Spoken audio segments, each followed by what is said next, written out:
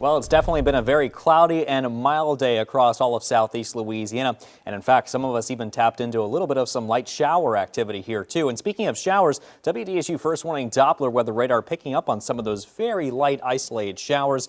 They go all the way down towards the bayou to find them, and they're basically just north of Cutoff and south of Houma. That's where we're tracking some of those light showers that are drifting their way towards the east, while the rest of us this evening looking pretty mild still and just overall cloudy. And unfortunately, the cloudy weather is going to be sticking around for those of us that are trying to view the full Wolf supermoon tonight. I got cloudy skies, temperatures into the upper 60s, unfortunately, and it looks like that's going to be the same case as we head towards the meteor shower, not just tonight, but again for tomorrow night. I know, but it looks like the cloudy weather, those stubborn clouds are going to be in place there tomorrow night too. Temperatures also cooler. That is because of a cold front moving in, and in fact, it's positioned just to the north of us right now. Out ahead of it, we are dealing with those thick overcast, or not overcast necessarily, but mostly cloudy conditions, I should say. And that cold front is going to continue to move its way south. And again, ahead of it, still looking very cloudy, even as we take you into tomorrow morning. That cold front should make its way through southeast Louisiana later in the day.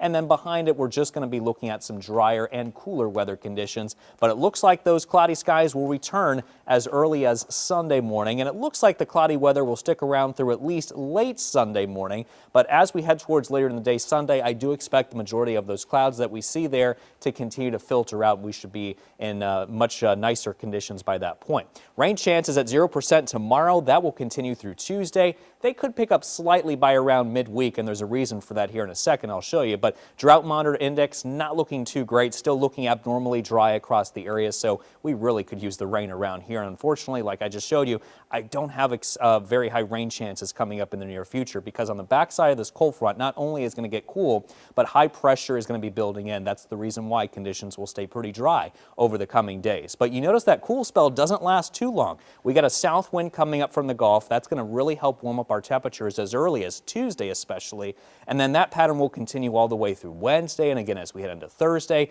with that south wind coming up from the Gulf, it will keep our temperatures very, very warm. In fact, I'll show you that here coming up next actually. Look at the highs tomorrow into the mid to upper 70s. Some locations like Belle Chase getting close to 80 degrees, but then just like that our temperatures cool down behind that front that's coming in. 65 Sunday, but look at that, it doesn't last long. We're right back up into the mid to upper 70s as early as Tuesday. That trend will put us through Friday here coming up as well. And by the way, I don't really see the warm pattern going away anytime soon. I think over the next 6 to 10 days, the long-range indications do show that these temperatures will stay well above average, or at least a good chance of doing that here over the coming days. So unfortunately, for those of us that enjoy the cool weather, it looks like it's not going to be in our favor here anytime soon.